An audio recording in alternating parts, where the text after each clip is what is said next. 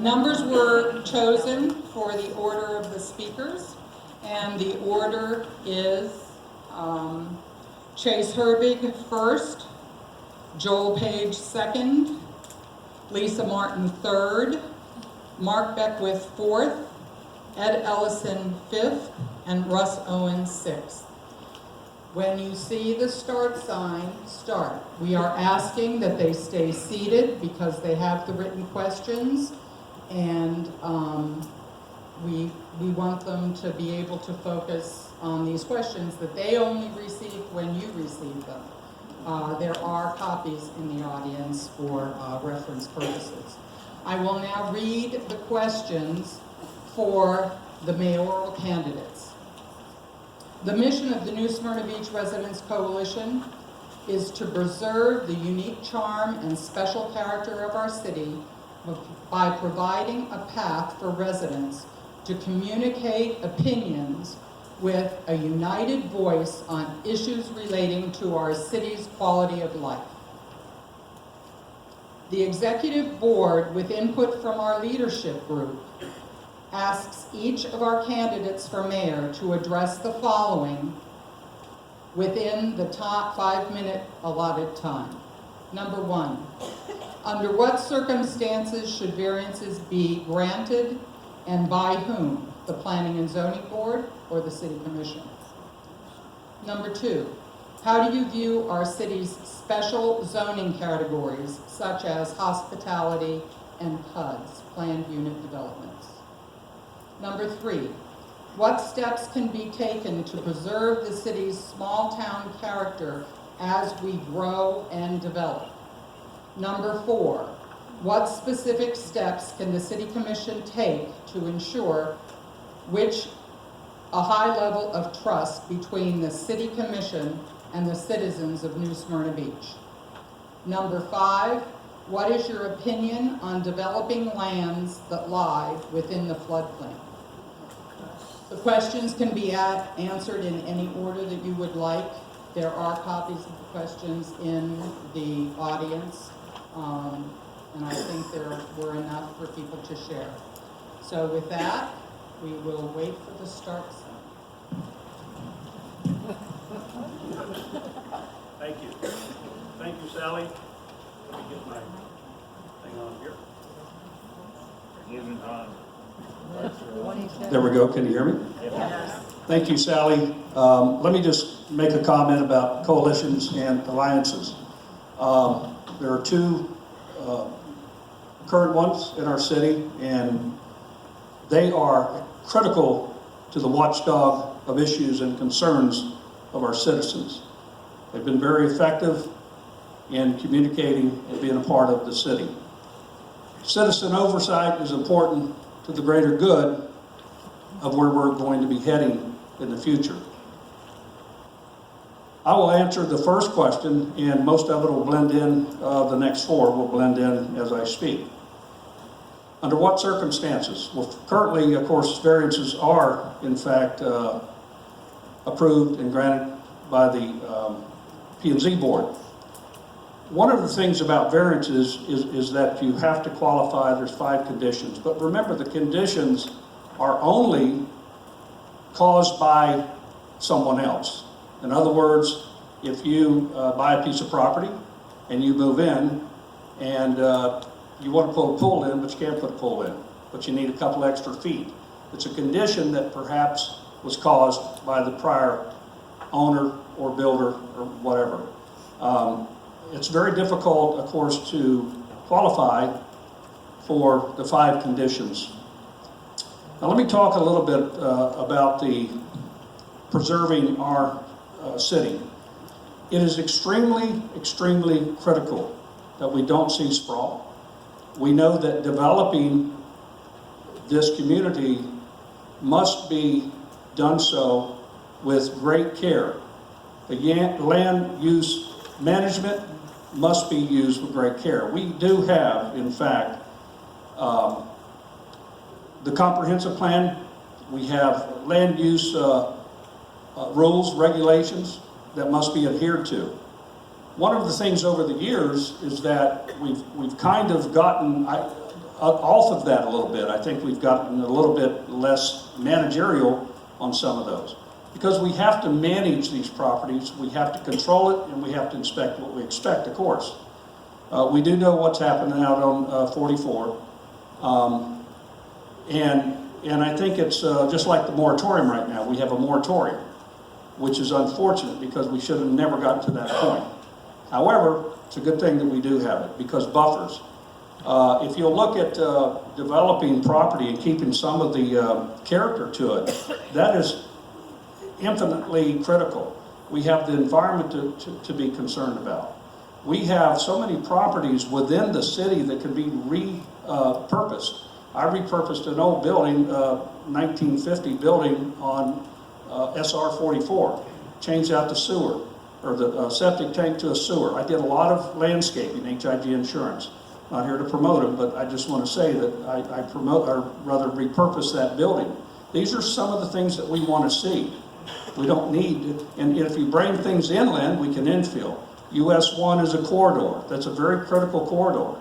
We're looking at the CRA funds. We have great opportunities to fill in there. And it does need to be improved as we did on Canal and as we did on Flagler Avenue.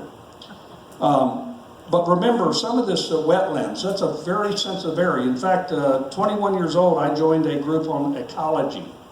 I got my first introduction in ecology. And let me also say I'm getting a 1 minute ding. So let me try to quickly, let me take the high level between the trusted cities. Let me tell you something. I think that the city, when we have board meetings, they have board meetings on Tuesdays, right? You get to go in and you get to respond for 3 minutes. I think that's ridiculous. I think that we have to get out in the community. As mayor, you can be assured that I'm going to be out in the community working with you. We have to get out in the communities and in touch. We need to listen. The biggest problem right now is we have no trust in the government. Transparency is very critical. We need responsible physical policy management. And I want to make sure that we understand that land use management, all the way from quality, not quantity. But we have to begin to look at historic preservation as well. There's a lot of issues that we must do.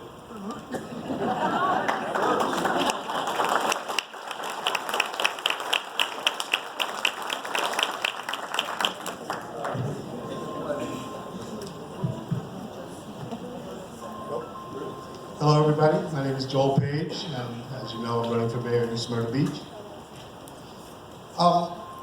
Under what circumstances should variances be granted and by whom? Now, the city has advisory boards that are volunteers mostly, and they get period, I think they last for 4 years, their placement on the boards. And we would hope that, and the commission is the one that places people on the boards, we would hope that our city commission places people on the boards that are professional and know about planning and zoning. I don't know if we really have that sometimes, but I think the ultimate thing about variances, I think the commission should have the final word on taking advice from the Planning and Zoning Board. PUDs. One of the problems in New Smyrna right now is our growth, our rapid growth, and it's mostly PUDs that are creating this. And part of the reason is that 10 years ago, when we had a downturn in the economy, all these permits were granted for these large developments. And they were never really given a sunset clause in them that would make them, after a certain amount of time, have to go get permits again. And that's why, since the economy is so much better, all these developers are moving in and doing everything at once. And that's why we have an issue with, that's one of the reasons we have an issue with growth, explosive growth. keeping the small town character. Well, around the west side of the city, that's where most of the growth is occurring. And unfortunately, it's moving into our west side neighborhood. And our west side neighborhood is historically a black neighborhood. Chisholm School was over there, and it continues that way. And a lot of people over in that part of town are feeling that the area is getting gentrified as Pioneer Trail is getting opened up to more development, and that whole area is changing. Certainly, zoning might be a way to slow that down, as well as more impact fees, larger impact fees, to slow down the developers and to create a better infrastructure for some of this development. Level of trust. That's actually how I got into politics in New Smyrna Beach, because several people, and Lisa was one of them, we were feeling that there wasn't enough transparency in our city government. And there was a time when we were trying to figure out how we get that. And every city in Volusia County has video cameras and live streaming of all the city meetings, commission meetings, advisory board meetings, and that's what several of us decided we would push for. And I, along with another friend of mine, spoke before the commission on this and actually got into an issue with our city manager, who apparently doesn't like streaming and the citizens knowing about what's going on in all these meetings. And that's what first got me into politics here in New Smyrna. Well, a floodplain's not a good idea to be building on anyway. That's question number 5. Coastal Woods is a good example of that. If you've ever been up past that area, you know that there's water there all the time. It doesn't have to rain. It doesn't have any issues like that. There's water there. That is a floodplain. When it rains there, because the ground has its, I guess, a large amount of clay in it, it's not like the beach side where, it rains, it goes through the sand and gone. That part of town has a different geography. And that's it.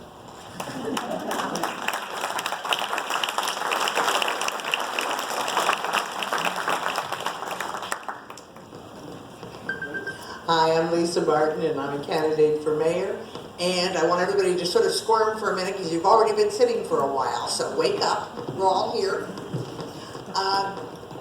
The first thing that I'm going to bring out is that I am prepared to be a full-time mayor. The questions that have been posed here are deep, and they require thoughtful answers, and they require the kind of time and dedication to do the research to give you the answers and solutions you need.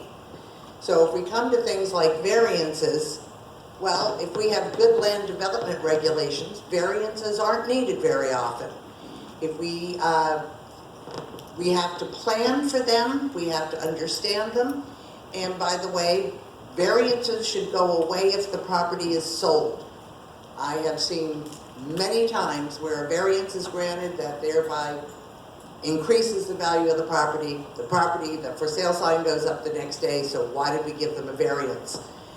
Plus, there is great difficulty with enforcing it.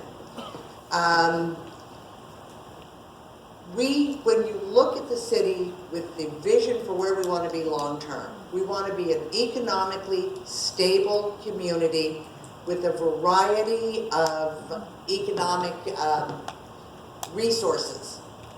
We need to look at our city both from birth to grave, and we need to understand that we need to be able to weather the good times and the bad. So what does this mean in terms of the vision and our unique character? Well, if we look like every other city in Florida, and if we decide we're only a tourist economy, That means we have, in my estimation, spent our capital. Our capital is in our local unique businesses, our capital is in our unique neighborhoods, and we must maintain them to keep the value in New Smyrna Beach, as well as to diversify with a broader base of education so that we can weather various economic storms and just be a more interesting place to be. I'd like to do a lot more with our university and our art community. We talk a lot about the beach and tourism, but we don't talk nearly enough about a very rich arts community we have here that comes with a pretty high socioeconomic demographic that we'd like to explore. Overall, if we look at our land development regulations, our comprehensive plan, decide that we want to maintain our unique character while we broaden our economic base, we then put together a good land development regulation, comprehensive plan, and city charter to help us get where we want to be. Right now, we're in a piecemeal situation, and it is creating a lot of oops that we're going to have to keep dealing with in the future as we go forward. Now, we talk about the level of trust between the City Commission and the citizens of New Smyrna Beach. Personally, I think the first thing you need to do is feel very, very confident that your elected city official is working for you and you only. As a full-time mayor with no PACs, no big money behind me, just the residents' support, you know that when I make a decision, I'm thinking about the residents and not a special interest group. I think that's important. And it seems like a bit of a non sequitur with the coming in with the floodplain costs us too much. I'm a big return on investment kind of person. What's it going to cost, the total cost of ownership? We get $1 in property tax for building on wetlands. It's going to cost us $100 in flood control later down the pipe. Not to mention, those wetlands are where our water is held. And we need that water for our long-term development. I'm sure there's a more up way to end the conversation other than saying that there is a $15 million reverse osmosis bill coming our way within the next 5 years. But I find that a little frightening, and I'd like to get into the commission and see what I can do to mitigate that possibility. Thank you.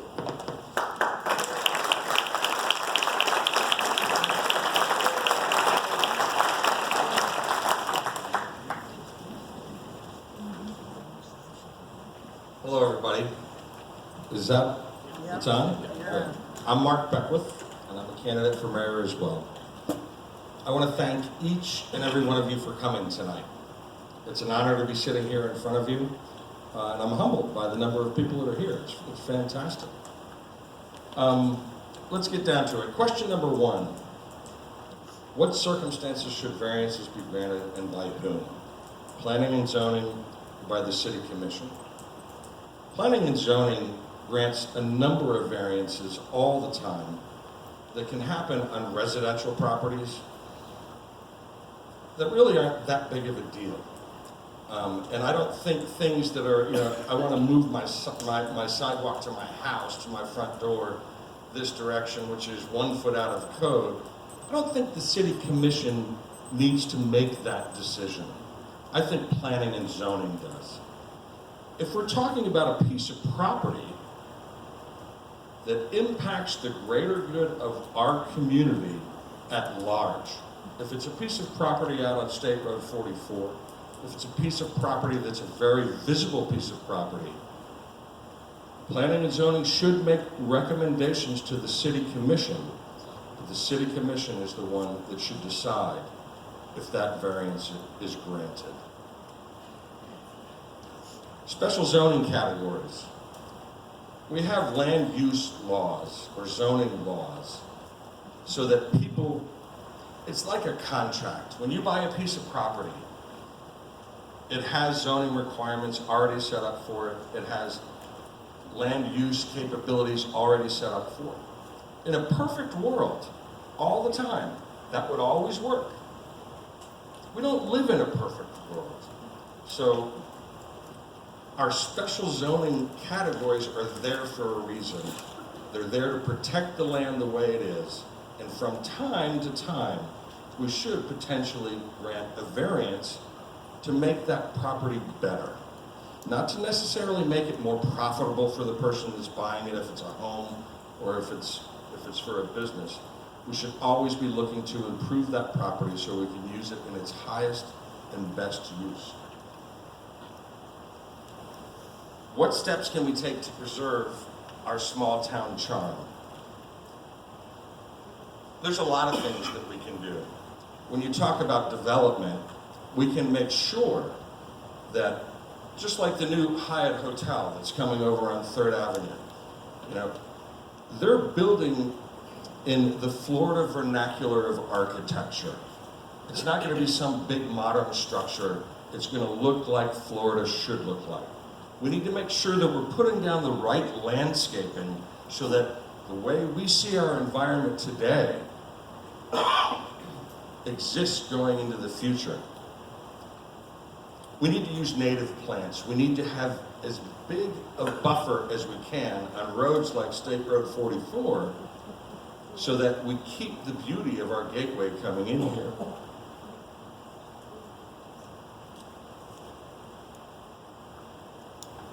The other things that we can do to preserve our small town is to really pay close attention to our environment. Our beach, we need to protect our beach. Our river, we need to protect our river. And we should be striving for things like on the North Mosquito Lagoon, getting that water upgraded to Class 2 status, so that when people come and develop, their storm discharge has to meet higher requirements than are currently required. High level of trust. Trust comes with good communication. If you see me every day, well, which that's not a good thing to say because you won't see me every day if I'm there. But if you see me on a frequent basis and we communicate with each other, I think our trust level will increase. We do need to have transparency in government, and I'm not afraid of that. I've got nothing to hide. You should be able to look at everything that we do, and most of that information is available online, but we need to take that a step further and just make sure our commission communicates with everybody more frequently. Lands within the floodplain, if you're going to develop there, you better make sure that we're getting the stormwater requirements that we need so that our aquifer will continue to be replenished and that we don't have flood problems. And we can do that. It's just more expensive.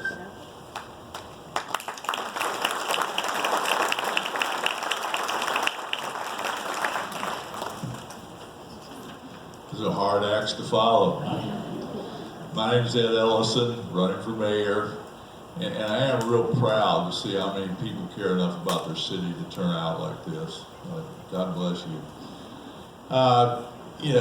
Who should make the decisions? Well, my brother hit it on the nail head there. There's too many little decisions. There's variances all the time.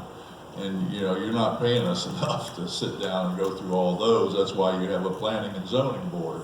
But on the big ones, that's when we need to bring the city into it. And we're your first line of defense for the city. How do I view the special zoning categories? Well, I don't know a whole lot about, the hospitality to me is part of our main industry is the real estate industry and your tourism. And we're Florida. It's where everybody retires to. They used to call us the waiting room. So, do I need to say more on that? So, and I'm real happy to see some of the assisted living facilities coming in. They're good looking. They're straightening up some really trashy looking areas in our town. And that's what I've always wanted as a long-time resident growing up on 44 since it was a dirt road, and my dad being in development of New Smyrna. I just always had a passion for what New Smyrna was going to look like and be. When you talk about the quaintness, well, we used to have red brick streets. We used to have a fishing fleet at the end of Canal Street. That's all gone. So our quaintness is around our usability for ourselves and our tourism. And, the economy will go and the economy will come, but I think as far as tourism goes, it's a good business to be in, because when things get bad, people sedate themselves. They're going to want to go relax somewhere, and we're going to be there for them. And you know, there we are with our small town character. I would like to see a lot of things done to bring back, you know, how would you do that? You know, there's a lot of memorials.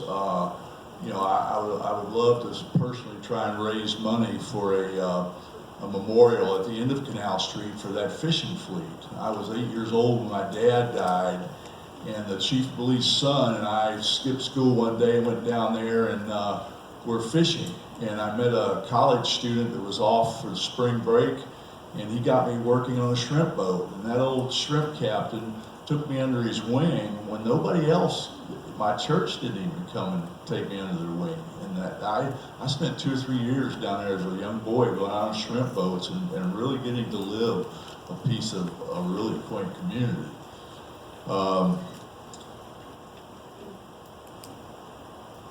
You know, how do we get the high level of trust up?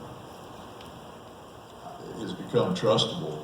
You know, just I always liked most of you remember Ross Perot, and when he was running back in the early 90s, and he said he already had his. He wasn't in it for the money or anything else. I was pretty sure why I knew why he was in there, but he said some things that caused him to have to get out, because he was going to put himself in the presidency, which wasn't why he was there. But he says, whatever I can do for you, he says, you know what power the presidency really has, but whatever I can do for you, let me tell you this, I will do. And my name's Ed Ellison, and that's what I'm here for. I've been a part of taking care of New Smyrna for a long time, and I'm kind of in awe that God's got me showing up right now. I'm kind of wondering what's coming. And the thing about the floodplains, yeah, we've always been a floodplain. It's everything we've got is floodplain. So we've got to make, you know, allowances and work around it. The water's always been out there, it always will. But is what we got to worry about is the salt intrusion coming underneath. And our main water, by the grace of God, comes from the aquifer out of DeLand, the St. Johns River.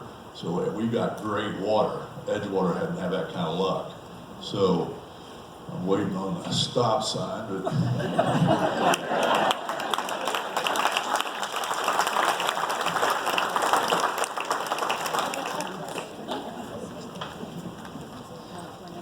My name is Russ Owen, and I'm also a candidate for mayor. And as Ed said, tough act to follow. Many great points. And thank you all for being here.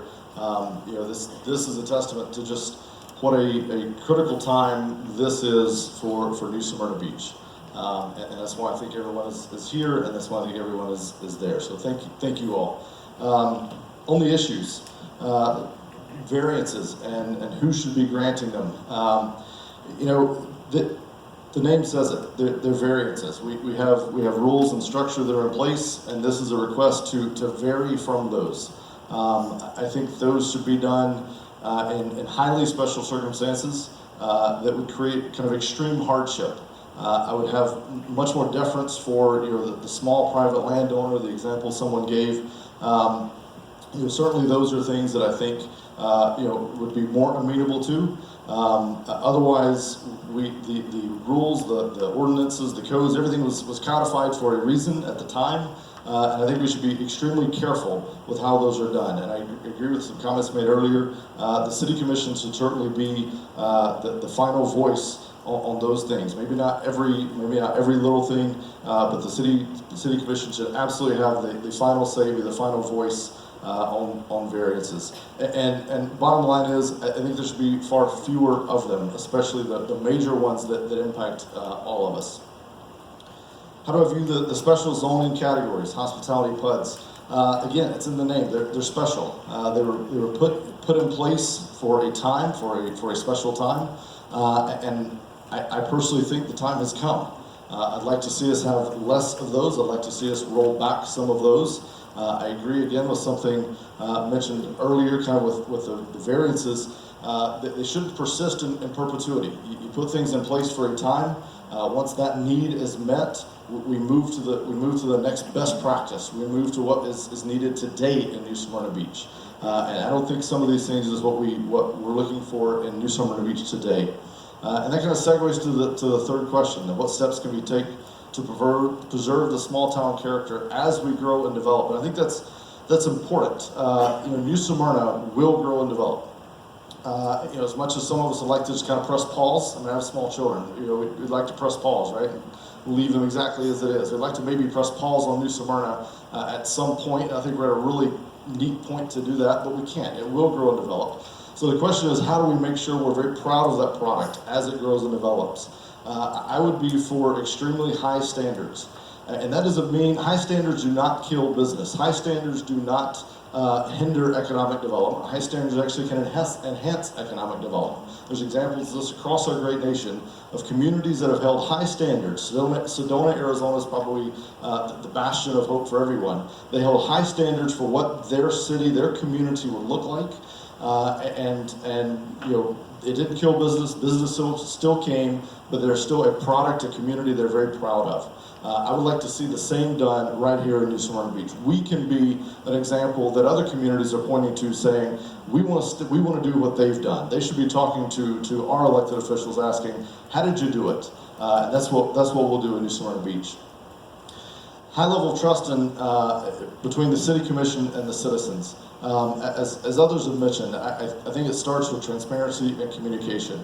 I've got nothing to hide as well. I have absolutely no conflicts of interest, and I'm not accruing any conflicts of interest in this race.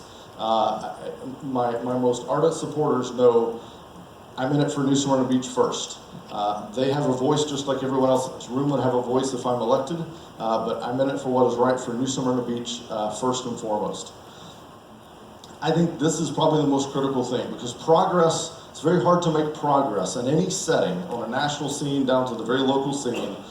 It's hard to make any progress when you don't have a high level of trust between two parties. So this would be priority almost number one for me, is developing that trust. One thing I bring uniquely to that, I think, is my financial background. I think I'll be able to make good inroads into the city's finances, making sure everyone understands what is going on with the city's finances. Lastly, on the floodplain,